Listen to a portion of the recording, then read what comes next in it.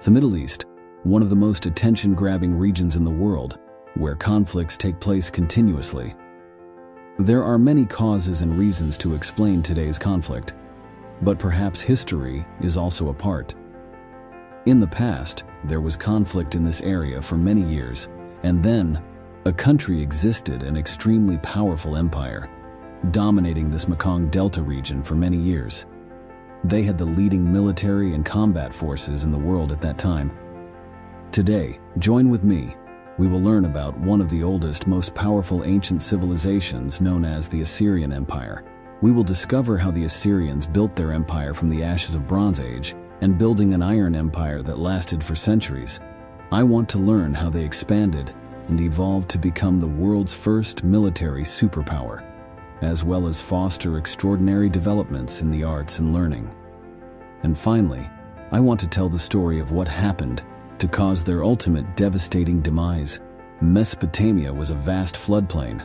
For millions of years, its lands have been watered by two great rivers, the Tigris and the Euphrates. The Tigris and Euphrates rivers form a tributary of the geographical feature known as the Fertile Crescent.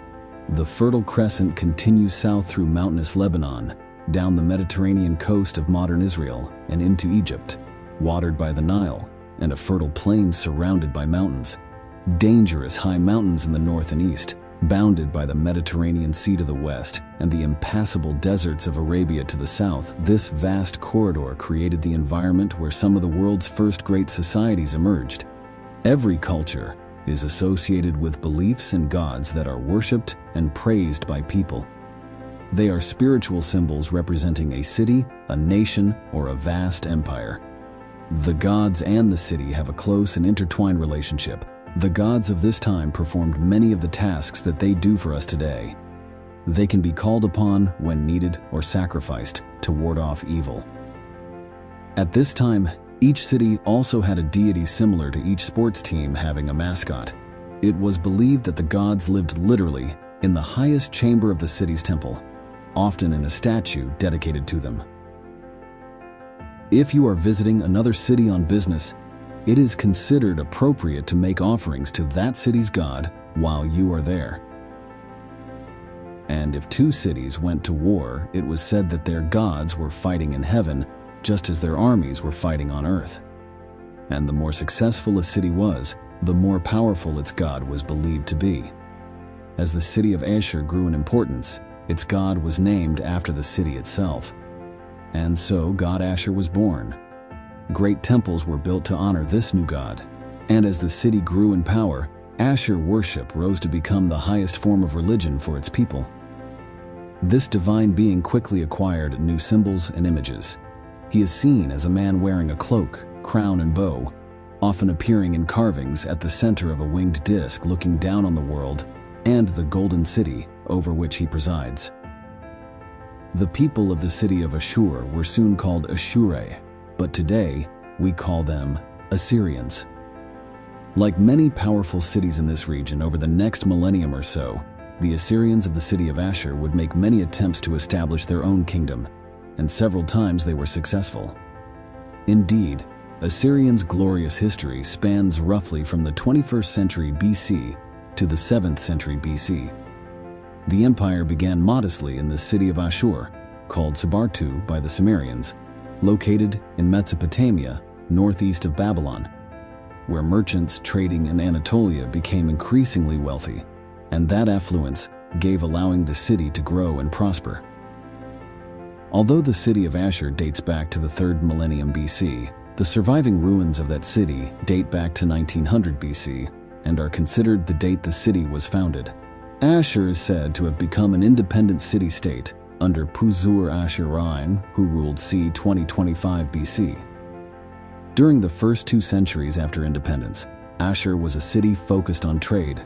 Klaus Weinhoff, professor emeritus of Assyriology at Leiden University, wrote in an article published in the book A Companion to Assyria, Wiley Blackwell, 2017.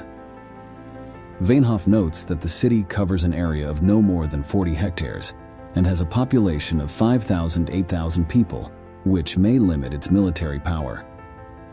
Its early rulers did not refer to themselves as kings in their inscriptions. Instead, they called themselves deputies, the word may mean governors, of the god Ashur. Amelie Kurt, emeritus professor of ancient Near Eastern history at University College London, has wrote in the book The Ancient Near East, c. 3330 BC, Routledge, 1995. Part of an inscription found on the stairs of an Assyrian temple reads, Erisham, deputy of Ashur, son of Elishuma, deputy of Ashur, built the entire temple precinct of god Ashur. Why the early rulers of Assyria used such modest titles, governor instead of king, is a mystery that scholars are still trying to understand. Ashur was certainly an important trading center even at this time, although its exact form and structure remains unclear. King Erisham I built the Temple of Ashur on the site in 1905 BC, and this has become the accepted date for the founding of an actual city on the site, although it is clear that some form of the street must have existed there before that date. The trading colony of Kanesh, Port of Kanesh, was one of the most lucrative trading centers in the ancient Middle East, and certainly the most important for the city of Ashur. Merchants from Ashur came to Kanesh, established businesses, and then, after placing trusted employees, usually family members, in charge, returned to Ashur and supervised their business transactions. Them from there. For generations, Kanesh's merchants flourished, and some became extremely wealthy, the Arutha millionaires of old. However, not all business activities are maintained within the family. Ashur had a complex banking system, and some of the capital that financed Anatolian trade came from long-term investments made by independent speculators in exchange for a regulated rate of profit. According to the contract, there is not much information about today's commodity markets that an ancient Assyrian would not quickly recognize. The wealth generated from trade in Kanesh gave the people of Ashur the stability and security necessary for the city's expansion and laid the foundations for the rise of the empire. Trade with Anatolia was equally important in providing the Assyrians with the raw materials with which they could perfect ironsmithing. The iron weapons of the Assyrian army would prove a decisive advantage in campaigns to conquer the entire Middle East region. However, before that can happen, the political landscape needs to change. The people known as the Hurrians and Hatti held sway in the region of Anatolia, and Ashur, in northern Mesopotamia, remained in the shadow of these more powerful civilizations. In addition to the Hatti, there were also people known as the Amorites, who were settling down in the area and acquiring more land and resources. Assyrian king Shamashi-Adad, Italziru 1813-1791 BC, drove out the Amorites and secured Assyria's borders, declaring Ashur the capital of his kingdom.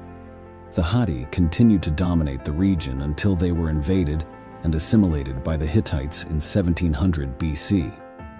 However, long before that time, they were no longer as much of a concern as the city in the southwest that was gradually gaining power, Babylon. The Amorites were a growing power in Babylon for at least 100 years when an Amorite king named Sin-Muballit ascended the throne, and c. 1792 BC his son King Hammurabi, 1792-1750 BC, came to power and conquered the Assyrian lands. Also around this time, trade between Ashur and Kanesh ended as Babylon now emerged in the region and took control of trade with Assyria. Soon after Hammurabi's death in 1750 BC, the Babylonian Empire fell apart. Assyria once again attempted to assert control over the area around Ashur, but it appears that the kings of this period were not up to the task. Civil war broke out in the region, and stability was not regained until the reign of Assyrian king Adasi, c. 1726-1691 BC. Adasi was able to secure the region, and his successors continued his policies, but were unable or unwilling to participate in the expansion of the kingdom. The vast kingdom of Mitanni emerged from the eastern Anatolia region and by the 14th century BC held power in Mesopotamia. Assyria fell under their control. The Hittite invasions under King Suppiluliuma War, Marnan 3044-13-22 BC, broke Mitanni's power and replaced Mitanni's kings with Hittite rulers at the same time that the Assyrian king, Adad-Rai, was able to gain influence at the Mitanni, now mainly Hittite court. The Assyrians now saw an opportunity to assert their autonomy and began to expand their kingdom beyond Ashur into areas formerly held by Mitanni. The Hittites fought back and were able to hold off the Assyrians until King Ashurbanipal I 1353, Mon 1318 BC, defeated the remaining Mitanni forces under Hittite commanders and captured parts significant of the area. He was succeeded by two kings who maintained what had been won, but achieved no further expansion until the accession of King Adad-Nirari, Nar-Sakwas c. 1307 and 1275 BC, who expanded the Assyrian Empire, pushed north and south, driving out the Hittites, and conquered their great strongholds. Adad-Nirari, I was the first Assyrian king known with certainty because he left behind inscriptions recording his achievements that remain largely intact. Furthermore, letters between the Assyrian king and the Hittite rulers also survive and make it clear that initially the Assyrian rulers were not respected by other nations in the region until they proved I'm too strong to resist. Historian Will Durant comments on the rise of the Assyrian Empire. If we must admit the imperial principle that it is good that for the purpose of spreading law, security, commerce, and peace, many nations should be brought under one government by persuasion or force, then we must admit to Assyria the distinction of having established in Western Asia a sphere and region of greater order and prosperity than that on earth, to the best of our knowledge, understood before. Adad-Nirari. I built a palace on Taidu and said he built it from top to bottom, and commissioned a stele, an inscription carved in stone to mark his control of the city, copy translated by Albert Kirk Grayson. Adad-Nirari, I also called himself King of the Universe, a title that future Assyrian kings would also use. Adad-Nirari, I completely conquered Mitanni and began what would become standard policy under the Assyrian Empire, the expulsion of large segments of the population. With Mitanni under Assyrian control, Adad-Nirari, I decided the best way to prevent any future rebellion was to remove the former occupants of the land and replace them with Assyrians. However, this should not be understood as cruel treatment of those captured. Writing about this, historian Karen Radner said, "The deportees, their labor and abilities were extremely valuable to the Assyrian state, and their relocation was carefully planned and organized. We must not imagine the journeys of destitute fugitives who easily fell victim to hunger and disease. Deportees must travel as comfortably and safely as possible to reach your destination in good physical condition." Whenever deportations are depicted in Assyrian imperial art, men, women, and children are shown traveling in groups, often mounted on vehicles or animals, and never bound. The deportees were carefully selected based on their abilities and sent to areas that could maximize their talents. Not everyone among the conquered population was singled out for deportation, and families were never separated. Those parts of the population that actively resisted the Assyrian presence were killed or sold into slavery. But the majority of the population was absorbed into the growing empire, and they were considered Assyrians. Historian Gwendolyn Like wrote about Adad-Nirari the Superior. The prosperity and stability of his reign allowed him to engage in ambitious construction projects, constructing city walls and canals, and restoring temples. He also provided the foundation for the empire on which his successors would build. His son and successor Shalmaneser I completed the destruction of the Mitanni and adopted their culture. Shalmaneser I continued his father's policies, including population relocation, but his son, Tukulti-Ninurta Imasanxian Swaliutuan IV, 268 BC, went even further. According to Like, Tukulti-Ninurta I was one of the most famous Assyrian military kings who campaigned tirelessly to maintain Assyrian wealth and influence. He reacts with spectacular brutality to any sign of rebellion. He was also very interested in acquiring and preserving the knowledge and culture of the peoples he conquered, and developed a more complex method for choosing which types of individuals or communities would be relocated, and to any specific location.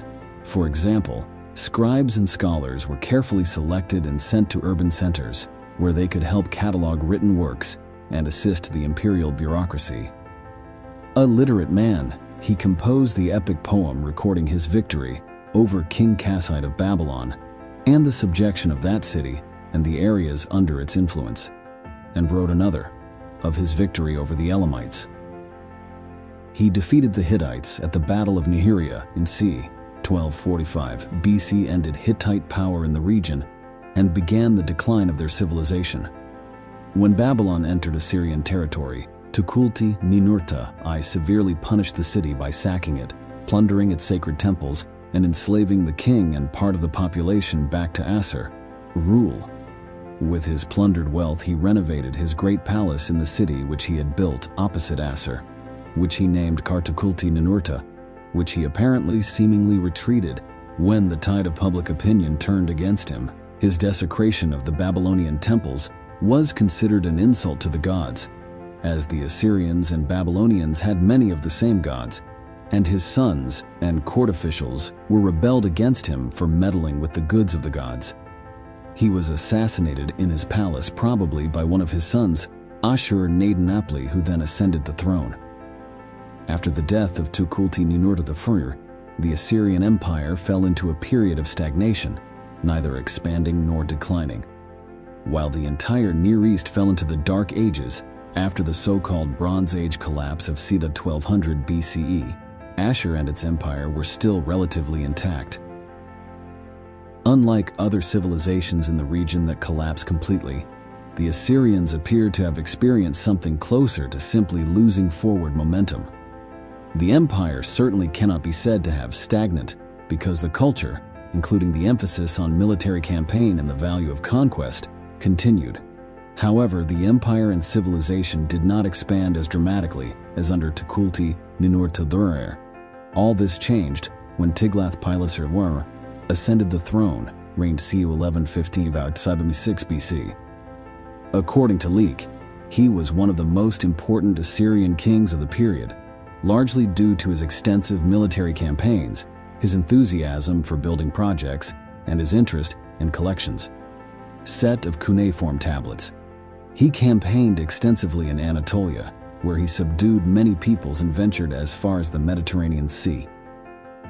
In the capital Ashur, he built a new palace and founded a library, which housed countless tablets on all sorts of scholarly subjects.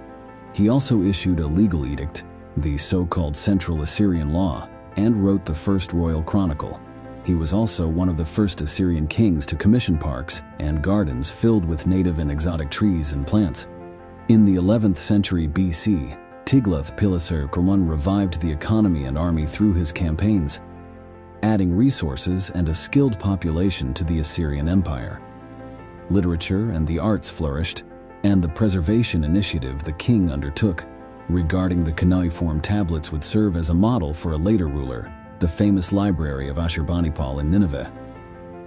During the reign of Tiglath-Pileser II, 1114 BC to 1076 BC, the martial prowess and skill of the Assyrian kings continued to be emphasized in ancient inscriptions. Tiglath-Pileser I boasted in an inscription that, "In all I conquered 42 lands and their rulers from across the Middle East," adding that he was a brave man with a peerless bow, a hunter so good that I killed underfoot 120 lions with my extremely powerful attack. After the death of Tiglath-Pileser I, his son, Ashur-apal-Eker, ascended the throne and reigned for 2 years, during which time he continued his father's policies without change. He was succeeded by his brother, Ashur-bel-Kala, who initially ruled successfully until challenged by a usurper who plunged the empire into civil war. Although the uprising was crushed and its participants executed, the chaos allowed some areas once tightly controlled by Assyria to be liberated, and among them was the area known as Eber-Nari, present-day Syria, Lebanon, and Israel. Especially important to the empire because of its well-established seaports along the coast. The Aramaeans now held Eber-Nari and began making inroads from there into the rest of the empire. At the same time, the Amorites of Babylon and the city of Mari asserted themselves and tried to break the empire's rule. The kings who followed Ashur-bel-Kala, among them Shalmaneser the Teku and Tiglath-Pileser II, attempted to maintain the core of the empire around Ashur, but were unsuccessful in recapturing Eber-Nari or driving it out completely. The Aramaeans and Amorites from the frontier.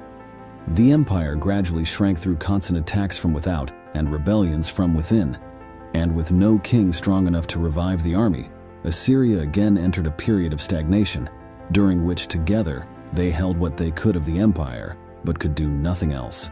The Neo-Assyrian Empire was the next and penultimate phase of ancient Assyrian history. Beginning with the accession of Adad-nirari II in 911 BC, the Neo-Assyrian Empire grew to dominate the ancient Near East throughout much of the 8th and 7th centuries BC, becoming the largest empire in history up to that point. Due to its geopolitical and ideological dominance based on world domination, the Neo-Assyrian Empire is considered by many researchers to be the first world empire in history. It influenced other empires of the ancient world culturally, governmentally, and militarily, including the Babylonians, Achaemenids, and Seleucids.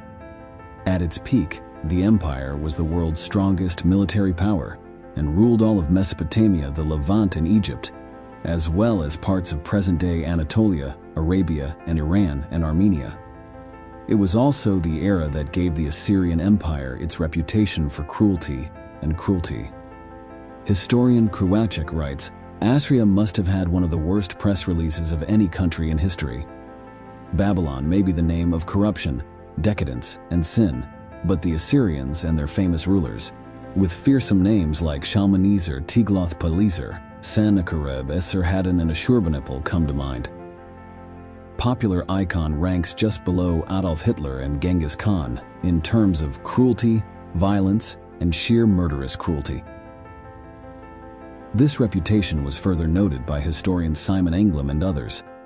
Anlam wrote, while historians tend to shy away from analogies, it is interesting to consider the Assyrian Empire, which dominated the Middle East from 900–612 BC, as a historical precursor to Nazi Germany, an aggressive, hateful, murderous regime backed by an epic and successful war. Machines. Like the German army during World War II, the Assyrian army was the most technologically and doctrinally advanced army of its time, and served as a model for others to come. The Assyrians were the first to widely use iron weapons, and not only were iron weapons superior to bronze, but they could also be mass-produced, actually allowing very large armies to be equipped. While the reputation for decisive, ruthless military tactics is understandable, comparisons with the Nazi regime are less so. Unlike the Nazis, the Assyrians treated the conquered people they resettled well and considered them Assyrians once they had submitted to the central government. There was no concept of a master race in Assyrian policies. Everyone was considered property of the empire, whether they were born Assyrian or assimilated into the culture. Kruwacek notes, in reality, Assyrian warfare was no more barbaric than that of other contemporary nations. In fact, the Assyrians were not significantly more brutal than the Romans, who view of lining their streets with thousands of crucified victims dying in agony. The only fair comparison, then, between Germany in World War II and the Assyrians is the efficiency of the army and the rule of law. Military model, and the same comparison can be made with ancient Rome. However, these huge armies persisted into the future when the first king of the Neo-Assyrian Empire came to power in the 10th century BC. The rise of King Adad-nirari II, c. 912–891 BC, brought the Renaissance Assyria needed. Adad-nirari II recaptured lost lands, including Eber-Nari, and secured the borders. The defeated Aramaeans were executed or deported to regions in the Assyrian heartland. He also conquered Babylon, but, learning from past mistakes, refused to plunder the city, and instead signed a peace agreement with the king in which they married each other's daughters and pledged loyalty to each other. Their treaty would ensure Babylon was a powerful ally, rather than a perennial problem, for the next 80 years. The kings who followed Adad-nirari II continued similar policies and military expansion. Tukulti-Ninurta II, 891, 884 BC, expanded the empire north and gained territory south in Anatolia, while Ashur-Nasirpal II, 884-859 BC, consolidated rule in the Levant and expanded his Assyrian rule over Canaan.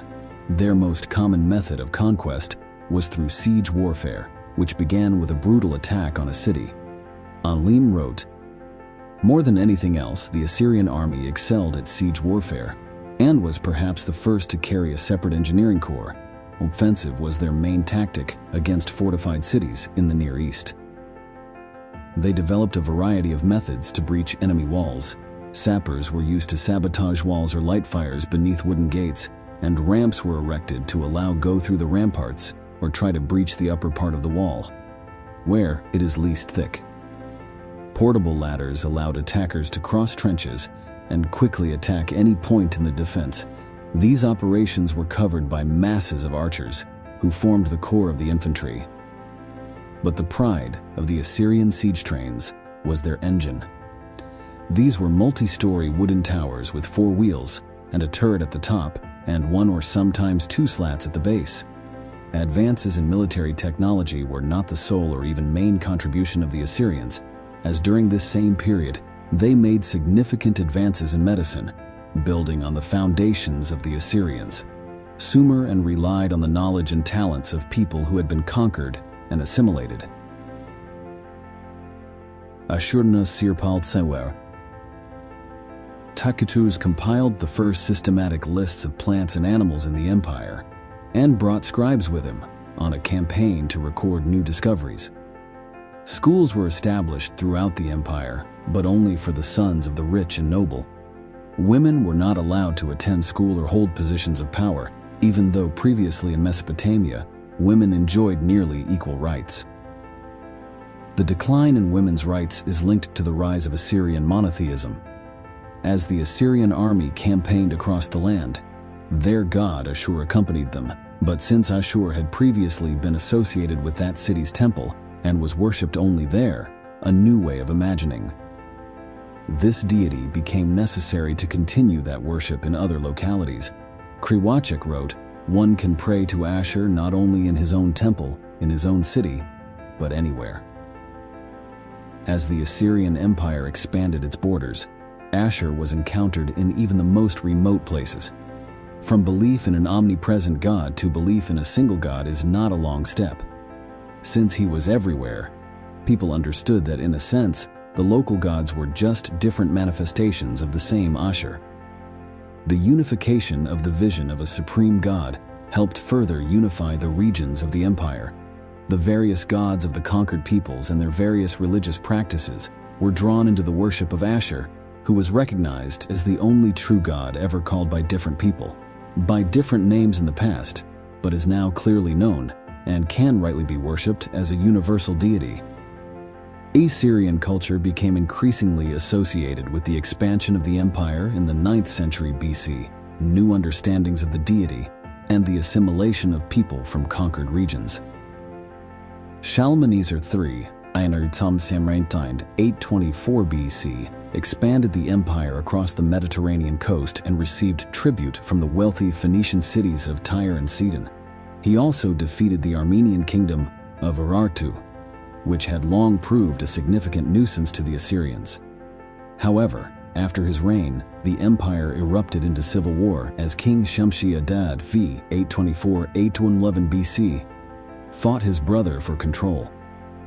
Although the rebellion was crushed, imperial expansion stopped after Shalmaneser III. The regent Shamuramat, also known as Semiramis, who became the mythical goddess queen of the Assyrians in later tradition, held the throne for her younger son, Adad-nirari III, from 811–816 BCE, and during that time defended the empire's borders and mounted successful campaigns to exterminate the Medes and other troublesome populations in the north. When her son came of age, she was able to give him a large and stable empire, which Adad-nirari III later expanded further. However, after his reign, His successors preferred to rely on the achievements of others, and the empire entered another period of stagnation. This was especially detrimental to the army, which was already weakened under kings such as Ashur Dan III and Ashur Nirari. There are many reasons why Assyrian became an extremely powerful empire, such as religion, long history, or cultural and economic advantages. But there is one main reason that can represent them all: the kings. Great king of the Neo-Assyrian Empire. In the 8th century BC, the empire was revived by Tiglath-Pileser III, 745–727 BC, who reorganized the army and restructured the government bureaucracy. According to Enigma, Tiglath-Pileser III undertook sweeping military reforms, reasserted central control over the empire, reconquered the Mediterranean Sea, and even conquered Babylon. He replaced conscription in the army by a manpower tax imposed on each province, and also requiring troops from vassal states. He defeated the kingdom of Urartu, which once again rose to cause trouble for the Assyrian rulers, and conquered the region of Syria. During the reign of Tiglath-Pileser III, the Assyrian army became the most effective military force in history up to that point, and would serve as a model for future armies in terms of organization, tactics, training, and effective. Tiglath-Pileser III was followed by Shalmaneser V, 727–2 BC, who continued the king's policies, and his successor Sargon II, 722–705 BC, improved them and expanded the empire further. Although Sargon III's rule was disputed by nobles who believed he had illegally usurped the throne, he maintained the cohesion of the empire. Under Tiglath-Pileser III, Sargon II was able to take the empire to its highest peak and decisively defeat Urartu in his famous campaign in 714 BC. After his death, he was succeeded by his son Sennacherib, 705–681 BC, who campaigned widely and ruthlessly, conquering Israel, Judah, and the Greek provinces of Anatolia. His sack of Jerusalem is detailed on the Taylor Prism, a cuneiform block depicting Sennacherib's military exploits discovered in 1830 CE by Colonel Taylor of England, in which the king declared, "Dad captured 46 cities and trapped the people of Jerusalem inside the cities until he overpowered them." However, his account is disputed by the version of events described in the biblical book of I Kings, chapters 18–19, in which it is said that Jerusalem was saved through his intervention. Divine intervention, and Sennacherib's army was driven from the battlefield. However, the biblical story does mention the Assyrian conquest of the region. Sennacherib's military victories increased the empire's wealth. He moved the Assyrian capital to Nineveh and built what became known as the Palace Without Rivals. He beautified and improved the original structure of the city by planting orchards. Historian Christopher Scarr writes, "Sennacherib's palace had all the usual accoutrements of a large Assyrian mansion: huge statues of guardian angels and impressive carved stone reliefs, more than 2,000 carved stone slabs in 71 rooms. Its gardens are also very special." Recent research by British Assyriologist Stephanie Daly has suggested that this was the famous Hanging Gardens, one of the 7 wonders of the ancient world. Later authors placed the Hanging Gardens in Babylon, but extensive research failed to find any trace of them. Sennacherib's proud account of the palace gardens he created at Nineveh matches the story of the Hanging Gardens in several important details. However, ignoring the lessons of the past and dissatisfied with the city's wealth and luxury, Sennacherib led his army to attack Babylon, pillaging the temples. As earlier in history, the pillaging and destruction of Babylon's temples was considered the height of blasphemy by the people of the region, as well as by Sennacherib's sons, who assassinated him in his palace in Nineveh to appease the wrath of the gods. While they certainly had a motive to kill their father to claim the throne, after he chose his youngest son Esarhaddon as heir in 683 BC, stealing the family name, they would have needed a reason. Good reason to do so, and the destruction of Babylon gave them an opportunity. His son, Esarhaddon, 681–69 BC, ascended the throne, and one of his first projects was to rebuild Babylon. He issued an official proclamation declaring that Babylon was destroyed by the will of the gods due to the city's wickedness and lack of respect for the divine. Nowhere in his declaration does he mention Sennacherib or his role in the destruction of the city, but makes it clear that the gods chose Esarhaddon as the divine means of restoration. Once upon a time during the reign of Ahaz, the previous ruler, had bad omens. The city offended its gods and was destroyed at their command.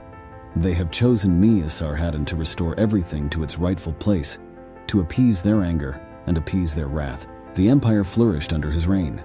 He successfully conquered Egypt, something Sennacherib had attempted but failed to do, and established the empire's borders as far north as the Zagros Mountains, modern-day Iran, and as far south as Nubia, present-day Sudan, with a stretch from western to eastern Levant, present-day Lebanon to Israel, through Anatolia, Turkey. His successful campaigns and careful maintenance of government brought stability to advances in medicine, literacy, mathematics, astronomy, architecture, and the arts. Durant wrote, "In the field of art, Assyria equaled its teacher Babylonia, and in terms of relief surpassed it." Stimulated by the influx of wealth into Ashur, Kalak, and Nineveh, artists and craftsmen began to produce hankarndats for nobles and ladies, for kings and palaces, for priests and temples, altar, ornaments of every kind, of cast metal as skillfully designed and finely wrought as on the great gates of Baluat, and luxurious furniture of expensive and finely carved wood, carved reinforced with metal and plated with gold, silver, copper, or precious stones. To ensure peace, Esarhaddon's mother, Zakutu, also known as Nakia Zakutu, concluded vassal treaties with the Persians and Medes requiring their submission to his successor. This treaty, known as the Treaty of Allegiance of Nakia Zakutu, ensured an easy transfer of power when Esarhaddon died, preparing for a campaign against the Nubians and rule passed to the Caliph, the last great Assyrian, Ashur-bani-pal, 606–667 BC. Ashur-bani-pal was the most literate and perhaps best-known Assyrian ruler in modern times for the vast library he amassed at his palace in Nineveh. Although a great patron of art and culture, Ashur-bani-pal could be as ruthless as his predecessors in defending his empire and intimidating his enemies. Kriwacek wrote, "What other imperialist like Ashur-bani-pal commissioned a sculpture for his palace with a decoration showing him and his wife partying in their garden with their heads severed, and the severed hand of King Elam dangled from the tree on either side, like a horrible thing. Chrismi ornaments or estranged fruit, he decisively defeated the Elamites and expanded the empire further east and north. Realizing the importance of preserving the past, he sent messengers to every point in the land under his control and asked them to take or copy the books of that city or town, bringing all about Nineveh for the royal library." Ashur-bani-pal ruled the empire for 42 years, and during that time campaigned successfully and ruled effectively. However, the empire grew too large and the regions were overtaxed. Furthermore, the vastness of Assyria's territory made defending its borders difficult. With a large remaining army, there were not enough troops to garrison every important fortress or outpost. When Ashur-bani-pal died in 627 BC, the empire began to disintegrate. His successors, Ashur-etli-Ilani and Sinshar-ishkun, were unable to hold the territories together and the regions began to secede. The rule of the Assyrian Empire was considered too harsh by its subjects, despite all the advancements and luxuries that an Assyrian citizenry could bring, and the former vassal states rebelled. In 612 BC, Nineveh was sacked and burned by an alliance of the Babylonians, Persians, Medes, and Scythians, among others. The destruction of the palace caused the flaming walls to fall on the Ashur-bani-pal library, and although not as planned, preserved the great and historic Assyrian library by thoroughly roasting and burying the books in soil lighting. Kriwacek writes, "Thus, Assyria's enemies ultimately failed to achieve their goal in razing Ashur and Nineveh in 612 BC, just 15 years after Ashur-bani-pal's death, to erase Assyria's place in the calendar." History. However, the destruction of Assyria's major cities was so complete that within 2 generations of the empire's fall, No one knew where the cities were. The ruins of Nineveh were covered with sand and buried for the next 2,000 years. Thanks to the Greek historian Herodotus, who referred to all of Mesopotamia as Assyria, scholars have long known this culture existed, compared to the Sumerians, who were not known academically until the 19th century. Sin. Mesopotamian scholarship was traditionally called Assyriology until relatively recently, although that term is certainly still in use. Because the Assyrians were so well known through the primary sources of writers Greek and Roman. Through the expansion of their empire, the Assyrians spread Mesopotamian culture to other regions of the world, thereby influencing cultures worldwide to this day. Durant wrote, "Through Assyria's conquest of Babylon, its appropriation of the ancient city's culture, and its dissemination throughout its vast empire, through the long captivity of the Jews and the enormous influence of the Babylonian way of life and thought upon them, through the Persian and Greek conquests, which then opened with unprecedented fullness and freedom, all avenues of communication and trade between Babylon and the growing cities of Ionia, Asia Minor and Greece. Through these and many other ways, the civilization of the land between the rivers passed into the cultural heritage of our race. In the end, nothing was lost. Whether good or bad, every event has effects forever." Tiglath-Pileser III introduced Aramaic to replace Akkadian as the lingua franca of the empire, and since Aramaic existed as a written language, this allowed later scholars to decipher Akkadian and Akkadian scripts. Then Sumerian. The Assyrian conquest of Mesopotamia and the expansion of the empire across the Middle East brought Aramaic to regions as close as Israel and as far away as Greece. And in this way, Mesopotamian ideas permeated that culture and part of their literary and traditional cultural heritage. After the decline and dissolution of the Assyrian Empire, Babylon held supreme power in the region from 605–549 BC. Babylon later fell to the Persians under Cyrus the Great, who founded the Achaemenid Empire, 549–330 BCE, which fell to Alexander the Great and, after his death, was part of the Seleucid Empire. Mesopotamia, corresponding to present-day Iraq, Syria, and part of Turkey, was the region at this time called Assyria, and when the Seleucids were driven out by the Parthians, the western part of the region, formerly known as Iber Nari and later Arame, kept the name Syria.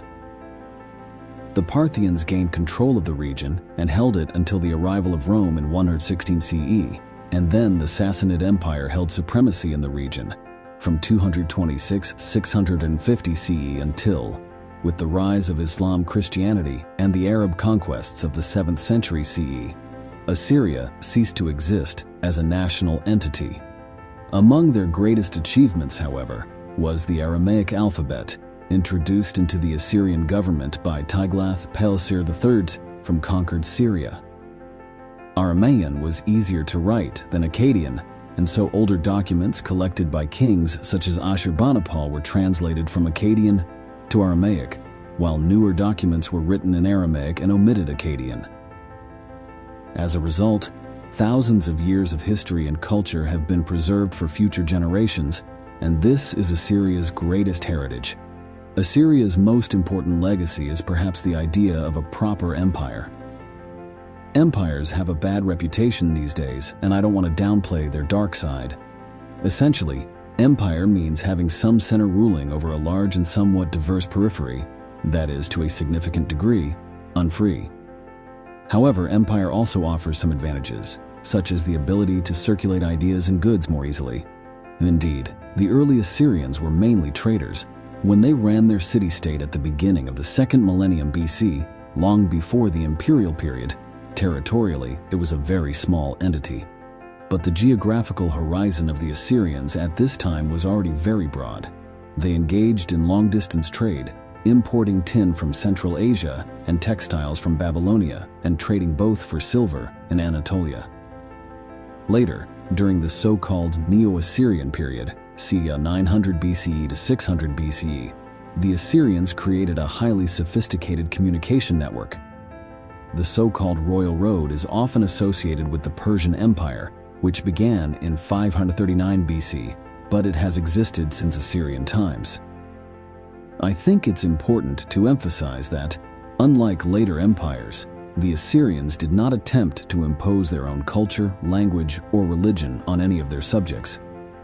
The people on the empire's periphery had to pay taxes to the crown and provide labor, but they were allowed and expected to continue worshiping their gods and speaking their languages. In this regard, you can say that the Assyrians were not at all harsh. The Assyrians were city-dwelling people, as well as rural populations who practiced agriculture with barley as the main crop. Most people in the countryside were probably semi-free. Growers can keep a portion. Another part belonged to the state, and sometimes a part belonged to landowners, many of whom were soldiers. There are also shepherds on the steppe, herding flocks of sheep and goats. A cuneiform letter reveals that for about 7 years, some shepherds failed to send a portion of their flocks to the temple of Ashur in Ashur. This caused a complaint from a temple official, who told the king, "If you do nothing about it, your power will be in danger." This episode shows us that although the Assyrian kings were powerful, they could not be completely responsible for everything. We also know a lot about how husbands and wives interact, sometimes appearing to be incompatible. Cuneiform texts talk about husbands and wives having fantasies about killing their spouses and marrying someone else, etc. But there are also stories filled with emotion and sadness when a beloved child passes away. Essentially, like today, families were monogamous, with several children living with their parents in the same house, sometimes with grandparents as well. The dead would be buried literally under their feet in the cellar under the house. Families would go down there to offer sacrifices to the deceased on holidays and other special occasions. People also have pets.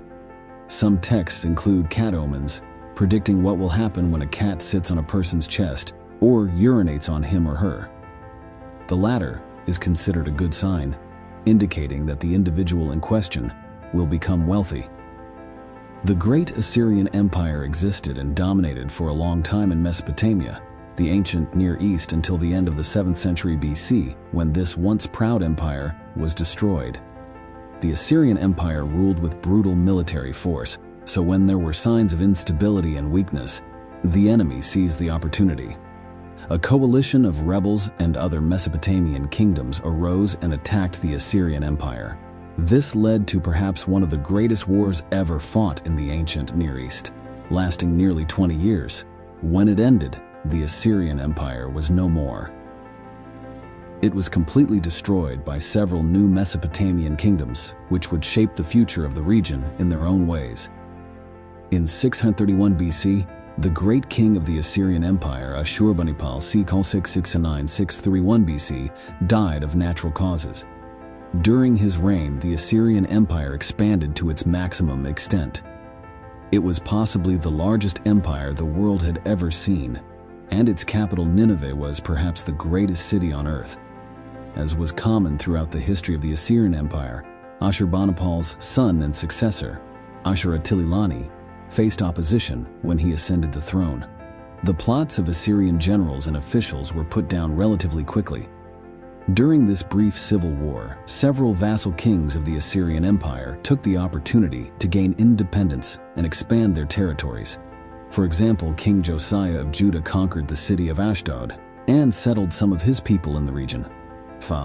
Although Ashur-tililani defeated the conspiracy that his generals and officials launched against him, he did not rule the Assyrian kingdom of Mesopotamia for long. The evidence is unclear, but it seems that he was faced with a rebellion launched by his brother Sin-Shariskin.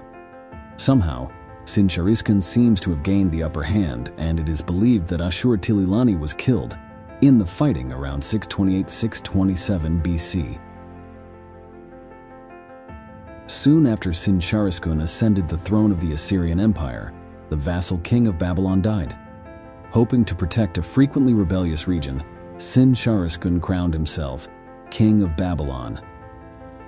Sin-Shariskin then faced a new rebellion, led by one of his top generals in Babylonia, which he crushed in a grueling 3-month campaign from 627-626 BC. The Babylonians were never satisfied with just being part of the Assyrian Empire and had rebelled many times in the past. With the Assyrians in turmoil, the time was ripe for Babylonia to assert its independence once more. At the end of 626 BC, Nabopolassar rebelled against the Assyrian Empire. Nabopolassar's origins are unclear. He appears to have come from the Uruk region in southern Mesopotamia. Some speculate that his family was politically prominent in Uruk and fell victim to an Assyrian purge, or that they had been part of a pro-Assyrian faction. Both scenarios explain why so little is known about Nabopolassar's background. There is even an opinion that Nabopolassar was an Assyrian general who betrayed Sin-Shiriskun. However, when Nabopolassar rebelled and captured the cities of Nippur, Babylon, and Uruk, the Assyrian reaction was swift. When the Assyrian counterattack failed, Nabopolassar crowned himself king, restoring Babylon as an independent Mesopotamian kingdom. Sin-Shiriskun did not give up, and over several years he launched several campaigns to retake Babylon from Nabopolassar. Despite some initial success, by 622 BC, the Assyrian campaign stalled as many cities rallied to Nabopolassar and rebelled. To make matters worse, in 623 BC Elam, another Mesopotamian kingdom that was a vassal of the Assyrian Empire, stopped paying tribute. At the same time, a usurper seized the Assyrian throne, forcing Sin-Shiriskun to abandon the successful advance that led to the recapture of Uruk. With the Assyrians once again mired in civil war, Nabopolassar was able to reverse Assyrian gains and begin to consolidate his rule. By 620 BC, Uruk was once again under the firm control of Nabopolassar, and by 616 BC his army had entered northern Mesopotamia. The Assyrian Empire had long maintained colonies and vassal states in the mountainous regions of Anatolia. During the 620s BC, these people fought for survival against nomadic Sumerian and Scythian tribes from the Eurasian steppes. With the Assyrian Empire in chaos, the Sumerians and Scythians launched a series of destructive attacks, first against Assyrian colonies and vassals in the Caucasus and Anatolia. The first to feel outrage were Assyria's vassal states, Urartu and Lydia, both of whom looked to their lords for support. Without Assyrian help, the Sumerians and Scythians devastated both kingdoms. Urartu was hit particularly hard and would never recover, so it was conquered by the Medes in 590 BC. Having devastated the Assyrian vassals in the Caucasus and Anatolia, the Cimmerians and Scythians advanced south. Next to be attacked were the Assyrian colonies that had been established in southern Anatolia and northern Mesopotamia. These raids were so successful that the Cimmerians and Scythians pushed deeper into the Levant. The kingdom of Judah was ravaged by raiders who even sought to sack the city of Ashkelon on the Mediterranean coast. Meeting little or no effective resistance, the Cimmerians and Scythians marched into the coastal regions of Egypt, where they plundered with impunity before returning. However, the success of these raids would ultimately prove the defeat of both the Cimmerians and the Scythians. After the raiders returned, many of their leaders were invited to a feast by Cyaxares, the leader of the Middle East, one of the most attention-grabbing regions in the world, where conflicts take place continuously. There are many causes and reasons to explain today's conflict, but perhaps history is also a part. In the past, there was conflict in this area for many years, and then a country existed, an extremely powerful empire, dominating this Mekong Delta region for many years. They had the leading military and combat forces in the world at that time. Today, join with me. We will learn about one of the oldest, most powerful ancient civilizations known as the Assyrian Empire. We will discover how the Assyrians built their empire from the ashes of Bronze Age and building an iron empire that lasted for centuries. I want to learn how they expanded and evolved to become the world's first military superpower, as well as foster extraordinary developments in the arts and learning. And finally, I want to tell the story of what happened to cause their ultimate devastating demise. Mesopotamia was a vast floodplain. For millions of years, its lands have been watered by two great rivers, the Tigris and the Euphrates. The Tigris and Euphrates rivers form a tributary of the geographical feature known as the Fertile Crescent. The Fertile Crescent continues south through mountainous Lebanon, down the Mediterranean coast of modern Israel, and into Egypt. watered by the Nile, and a fertile plain surrounded by mountains. Dangerous high mountains in the north and east, bounded by the Mediterranean Sea to the west and the impassable deserts of Arabia to the south, this vast corridor created the environment where some of the world's first great societies emerged.